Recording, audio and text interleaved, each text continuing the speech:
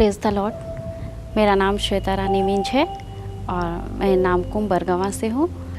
मेरा नाम मनोहर वीरेंद्र सोरेन। हम दोनों की शादी अप्रैल 2013 में हुई। हम लोग बहुत खुश थे, हम अच्छा फैमिली मिला और हम लोग साथ में एक दूसरे को समझने वाले थे। 2-3 साल अच्छी तरह से कटा। उसके बाद में हम लोगों का जीवन, वैवाहिक जीवन सामान्यतः जो चलना चाहिए वो चल रहा था, लेकिन एक कशिश थी मन में कि शादी विवाह करने के बाद में एक बेबी प्लान करें।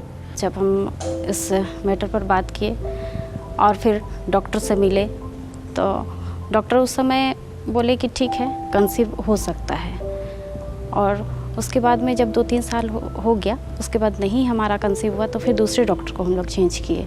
और उसके बाद में वो दूसरी डॉक्टर जो थी वो पूरा हमें ये कर दी कि आपको बेबी हो ही नहीं सकता है। मेरे मम्मी पापा को कभी कोई प्रॉब्लम नहीं हुआ। मेरे पेरेंट्स खुश थे कि जो आपके साथ में है, जो है हमारे साथ, उससे सब कुछ हम संपूर्ण हैं। लेकिन हमारे समाज में, रिलेटिव में लोगों को समस्या बहुत ज़्यादा थी। सब तरह तरह के ताना, सामने तो नहीं कहा करते थे लेकिन पीठ पीछे ताना सुनने को मिलता था कि दोनों जॉब करते हैं, क्या करेंगे, धन कोई इनका तो है नहीं, क्यों ये लोग इतना परेशान है, या ये है वो। भी किसी फंक्शन, कोई किसी रिश्तेदार के यहाँ जाने पर हमेशा ये क्वेश्चन रहता था कि क्या आगे का प्लानिंग है। हमेशा लोग ऐसा टोकते थे तो अच्छा नहीं लगता था।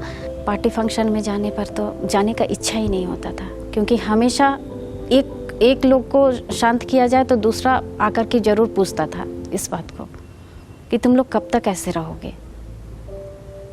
मतलब हम लोगों को जो ज़रूरत था तो वो हम लोग अपना महसूस कर रहे थे कि हमारे बीच में क्या तकलीफ़ है, लेकिन जब दूसरे लोग टोक देते थे तो आंखों से आंसू रुकते नहीं थे।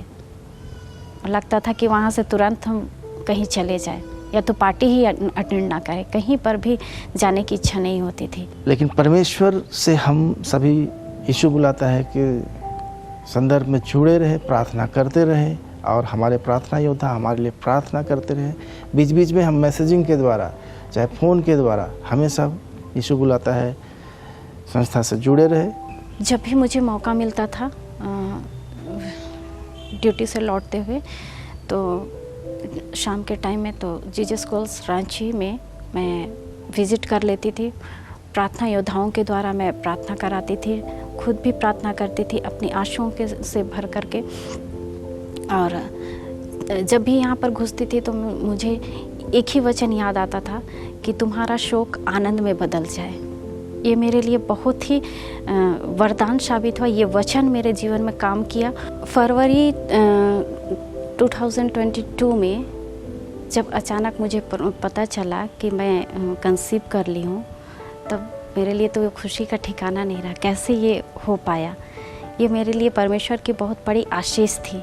1.5 महीना तक पहले तो डॉक्टर की निगरानी में ही हॉस्पिटल में ही रहे और फिर भी मेरा बेबी प्रीमेच्योर हुई।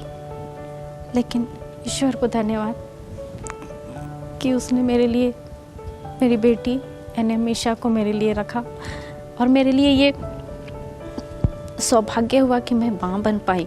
बाद में जो जीने का मेरा जो शैली था या तरीका था, जो मन जो प्रफुल्लित हो उठा हमारा, इसके आने के बाद एक परिवार खिल उठा। इस पल को हम लोग भूल नहीं सकते हैं, क्योंकि 9 साल के बाद जब मेरे गोद में बेबी आई, वो पल मेरे लिए बहुत ही खूबसूरत था। मेरे परिवार में बहुत खुशी थी, आनंद का माहौल था। परेशानियों को नज़रअंदाज कर दिया गया, जो भी परेशानियां थी, लेकिन हमारे बीच में जो बेबी थी उसके साथ में हम लोगों का जीवन बहुत अच्छी तरह से बीतने लगा। कुछ दुख होता है या कुछ मैं अपनी बेटी को याद करता हूँ, उसका चेहरा मेरे सामने आता है तो मेरा हर दुख, चाहे हर जो मुश्किल से मुश्किल भरा काम होता है वो आसान हो जाता है मेरे लिए। हम लोग बेबी को पा करके बहुत खुश हैं। हमारा परिवार, हमारा आस पड़ोस जिसको हम पहले जवाब नहीं दे पाते थे, उनको अब मेरे पास जवाब देने के लिए है और मैं इसके लिए परमेश्वर पिता को धन्यवाद देती हूँ। और साथ में जितने भी प्रार्थना योद्धाओं ने मेरे जीसस कॉल्स रांची के द्वारा जितने प्रार्थना योद्धाओं ने हमारे लिए प्रार्थना किया, हमारे लिए जो भी आशीर्वचन दिए, उन सारे वचनों के द्वारा जो भी हमें आशीष मिली, उन सारी बातों के लिए धन्यवाद देती हूँ। और परमेश्वर को हर समय हर दिन कोटि कोटि हम लोग धन्यवाद देते रहते हैं।